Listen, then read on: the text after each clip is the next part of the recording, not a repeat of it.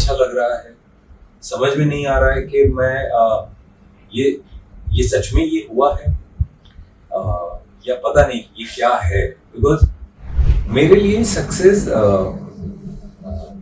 Experiment कर पाने की आज़ादी है। तो अच्छे प्रोड्यूसर्स के साथ जब आप काम करते हो तो आपको ये सब सोचना नहीं पड़ता, क्योंकि वो खुद इन सारी चीज़ों का जिम्मा लेके चलते हैं, उनके प्लान्स क्लियर रहते हैं, फिर उनको कैसे लेके जाते हैं। तो वहाँ बहुत सुरक्षित महसूस करता हूँ, इसलिए मैं ऐसे लोगों के साथ काम करना चाहता हूँ। हर फिल्म कुछ सिखाती है, हर किरदार कुछ देता है, और मुझे लगता है कि समय के साथ थोड़ा एक ठहराव आया है। सबसे पहले तो मैं दर्शकों का धन्यवाद उनको देना चाहता हूँ, शुक्रिया अदा करना चाहता हूँ। उन्होंने जो प्यार दिया है फिल्म को, बहुत अच्छा लग रहा है। और सच बताऊं तो अपने जीवन में मैंने कभी ऐसा महसूस नहीं किया, इस तरीके की कोई चीज़ कभी अनुभव नहीं की। बहुत अच्छा लग रहा है। समझ में नहीं आ रहा है कि मैं ये सच में ये हुआ है या पता नहीं ये क्या है। बिकॉज कहीं भी जा रहा हूँ, हर जगह ऐसा लग रहा है कि लोगों ने काम देखा है, तो एक खुशी है। बैक टू बैक प्रमोशंस में हूँ, बस छावा के 2 हफ्ते बाद सुपरवाइजर मालेगांव 28 तारीख को रिलीज हुई है, तो उसके प्रमोशन में हूँ। थोड़ा जब वक्त मिलेगा तो सारी चीज़ें फिर से एनालाइज करूँगा। खुश हूँ, बहुत खुश हूँ। सर, कैरेक्टर की बात की जाए तो छावा का कैरेक्टर और सुपरवाइजर मालेगांव के कैरेक्टर से आप विनीत कुमार कितना रिलेट कर पाते हैं? एक तो ये है कि मैं वैसा दोस्त हूँ जो मैं निभाता हूँ। अगर मैं किसी से दोस्ती करता हूँ, किसी को प्रॉमिस करता हूँ, मेरी पूरी कोशिश रहती है कि मैंने जो वादा किया है उसे निभा सकूं। फिर मैं समय नहीं देखता, मैं दूरी नहीं देखता। जिसके लिए वो वाली जगह मेरे दिल में रहती है, उसके लिए दौड़ के जाके खड़ा होता है। तो वो कहीं ना कहीं एक समानता है कवि कलश जी के का जो किरदार था, तो कहीं ना कहीं ये मुझे अपने जीवन से मिला। और मैं पीठ में खंजर मारने वाला आदमी नहीं, तो वो है। फिर चाहे कितनी भी मुश्किलें आ जाए, मैं साथ हूं तो रहता हूँ। जो फरूक जाफरी का किरदार है कि जो दिल में है वो सीधे जुबान पे आ जाता है, तो ऐसे किरदार रियल लाइफ में उनके लिए जीवन बहुत कठिन हो जाता है। क्योंकि जब आपके अंदर जो है, आपके दिल में जो है, अगर वो शब्द बन के निकल गए तो आप अपने लिए बहुत मुश्किलें खड़ी कर लेते हैं। लेकिन ऐसा स्टबबॉर्न और ऐसा अडमेंट और फॉर्म किरदार जब पर्दे पे आता है तो बहुत खूबसूरत होता है। बिकॉज बहुत सारे जब किरदार में कॉम्प्लेक्सिटी होती है ना, बहुत सारी, तो किरदार को आगे बढ़ने में मुश्किलें बहुत आती हैं। तो ऐसा किरदार बहुत मजेदार बन जाता है पर्दे पे। तो वो फरूक जाफरी जो मालेगांव में थे, अब हमारे बीच में दुनिया में नहीं है, और मुझे इस बात का मलाल हमेशा रहेगा कि मैं उनसे मुलाकात नहीं कर पाया। लेकिन उनकी कहानियां बहुत सुनी हैं, और उम्मीद करता हूँ कि मुझे जितना आता है एज एन एक्टर, उनके आसपास के जितने भी लोग हैं उनको वो चीज़ पसंद आए। क्या सर, इंडस्ट्री की बात की जाए तो मतलब आप दोनों फिल्में बैक टू बैक हिट हो रही हैं और काफ़ी लोग पसंद कर रहे हैं, तो सक्सेस को आप कैसे देखते हैं और आपके लिए सक्सेस क्या है? मेरे लिए सक्सेस एक्सपेरिमेंट कर पाने की आज़ादी है। मेरे लिए सफलता का मतलब ये है कि मुझे वो फ्रीडम मिले कि मैं जैसे काम करना चाहता हूँ, जिन डायरेक्टर्स के साथ काम करना चाहता हूँ, जिन प्रोड्यूसर्स, जो अच्छे प्रोड्यूसर्स हैं, अच्छे डायरेक्टर्स हैं, अच्छे राइटर्स हैं, उनकी कहानियों का हिस्सा बनना चाहता हूँ। मैं उनके साथ जुड़ना चाहता हूँ, उनके साथ काम करना चाहता हूँ। क्योंकि जब आप अच्छे डायरेक्टर के साथ काम करते हैं, किसी अच्छी कहानी में किसी अच्छे किरदार को कर रहे होते हैं, तो एज एन एक्टर आपको भी निखरने का मौका मिलता है। और सबको पता है कि आप कितनी भी अच्छी पिक्चर बना लीजिए, लेकिन प्रोड्यूसर के बिना वो पिक्चर लोगों तक पहुंच नहीं पाती। मैंने 1-2 बार अपने जीवन में ये दंश का अनुभव किया है। बड़ी पीड़ा होती है, बिकॉज दिल लगा के काम करते हैं इस उम्मीद में कि ये फिल्म लोगों तक पहुंचेगी, लेकिन फिल्म कैसे रिलीज होगी, किस तरीके से लोगों तक पहुंचेगी, वहाँ मेरा कोई से नहीं होता।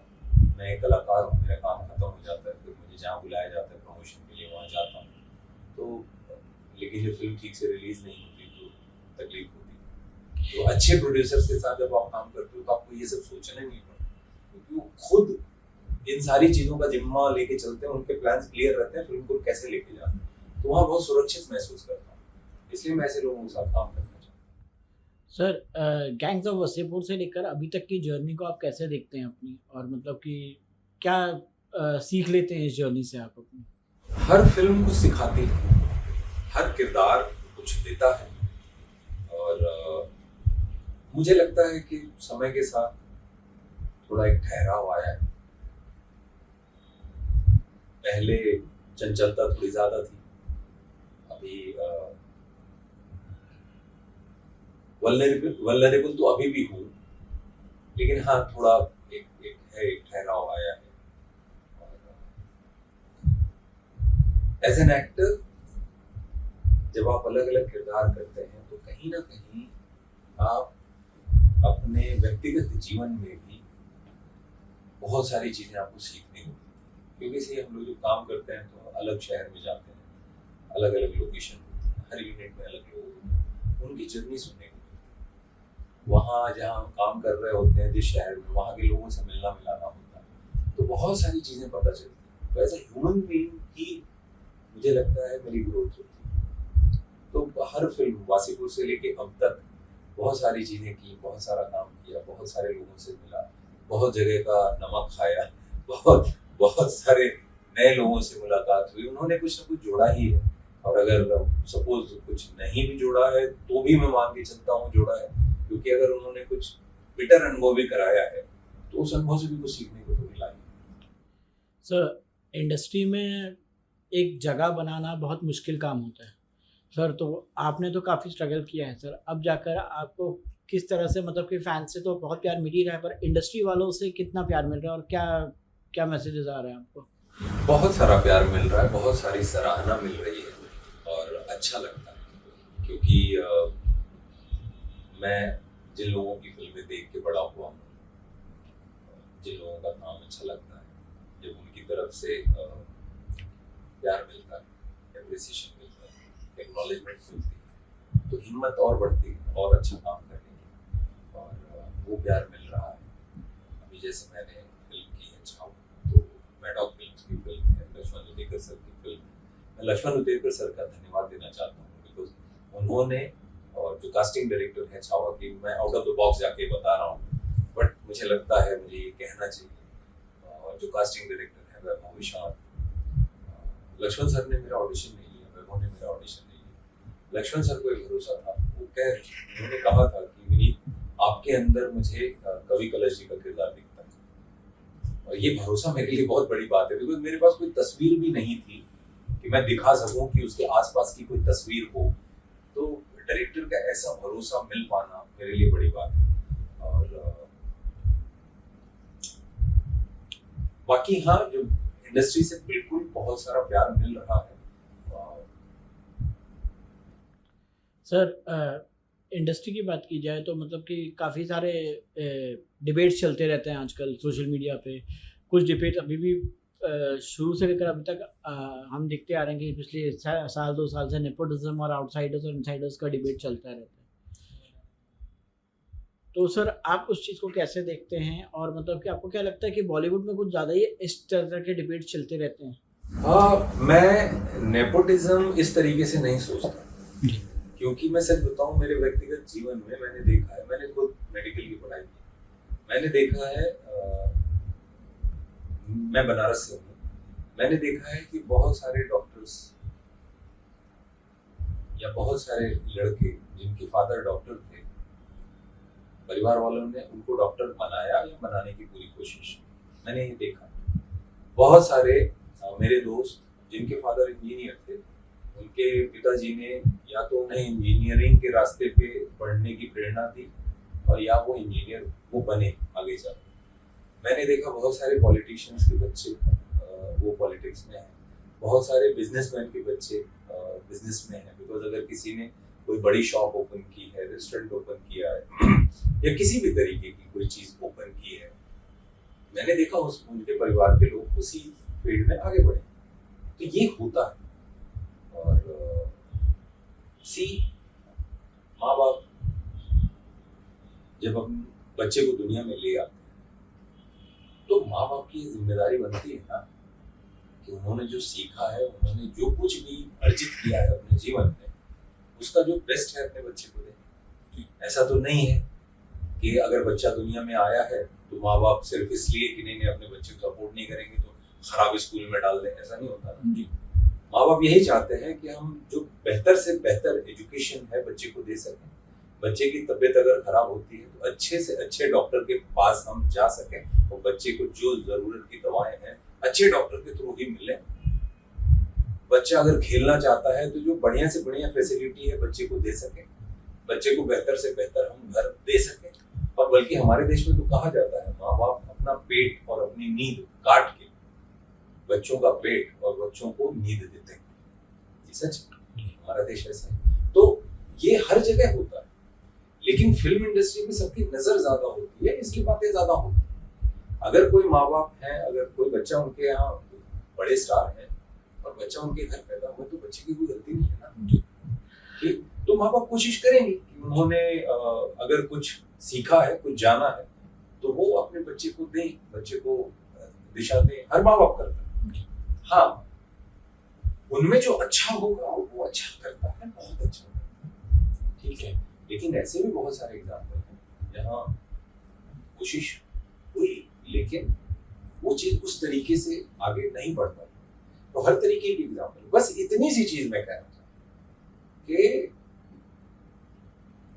कोई भी टैलेंट अगर उसका कोई काम लोगों तक पहुंच रहा है तो वो टैलेंट के साथ जब और प्रयोग होता है तो हिम्मत बढ़ती है। एक अंडरडॉग या कोई भी कहीं से भी, किसी भी दिशा से, कहीं से भी, किसी भी राज्य से, किसी भी जिले से कोई आदमी अगर उसने कोशिश की है, कुछ बढ़िया काम किया है और जब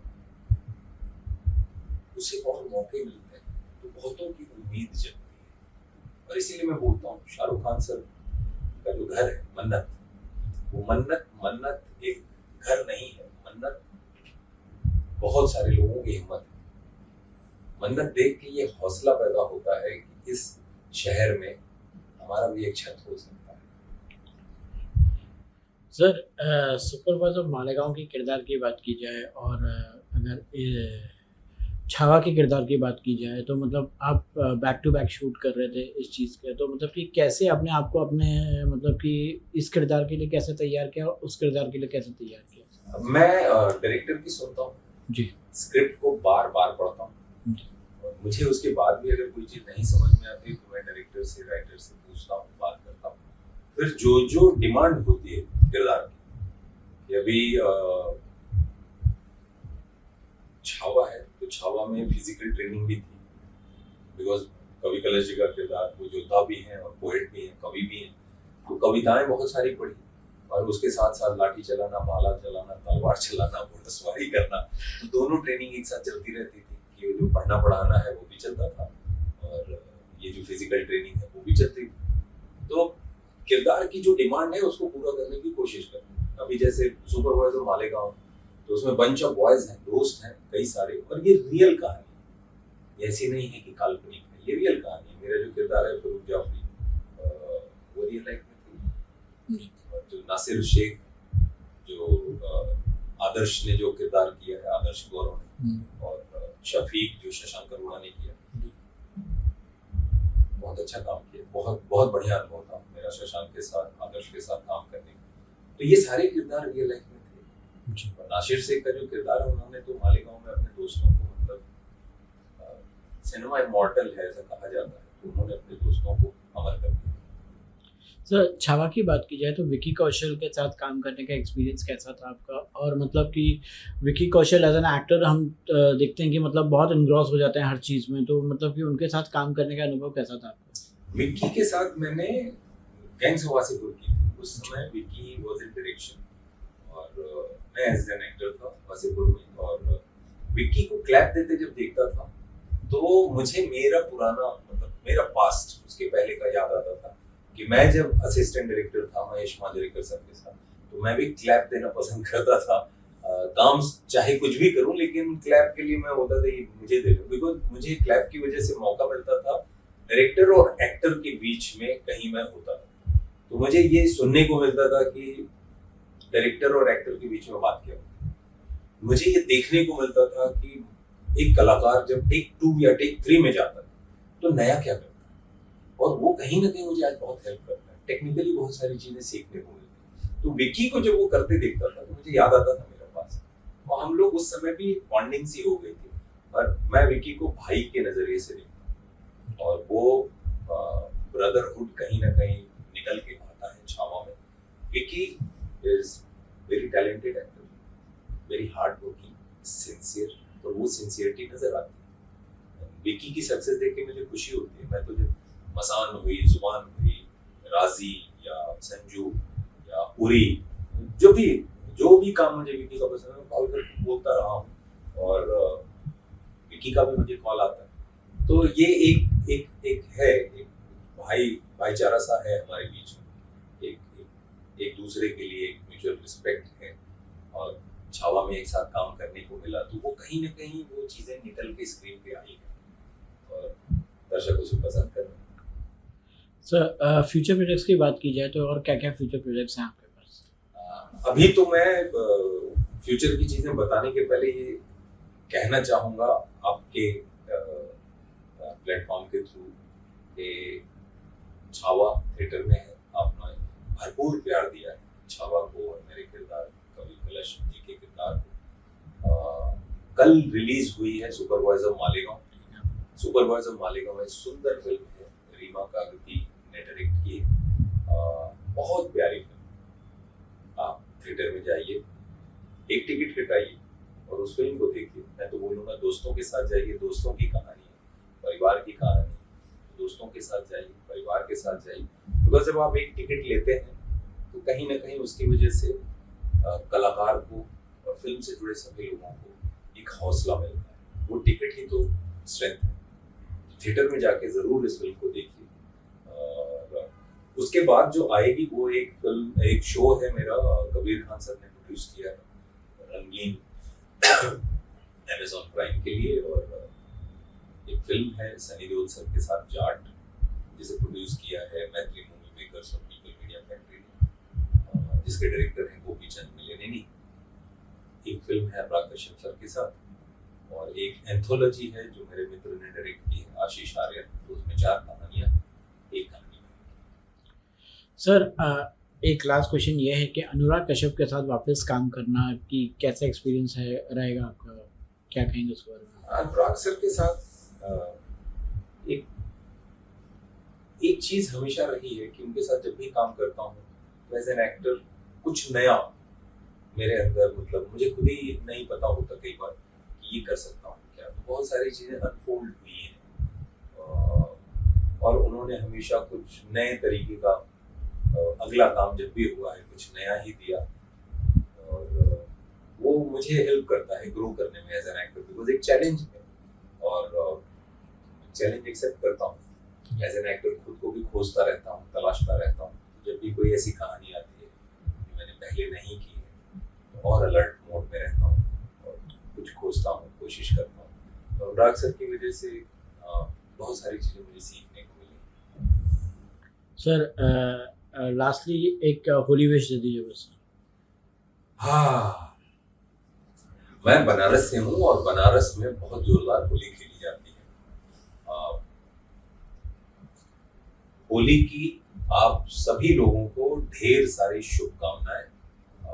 होली खेलिए, जी भर के खेलिए, और इस बात का ध्यान रखिए कि एक दूसरे का हम ख्याल भी रखें, किसी को किसी तरीके का कोई नुकसान ना हो।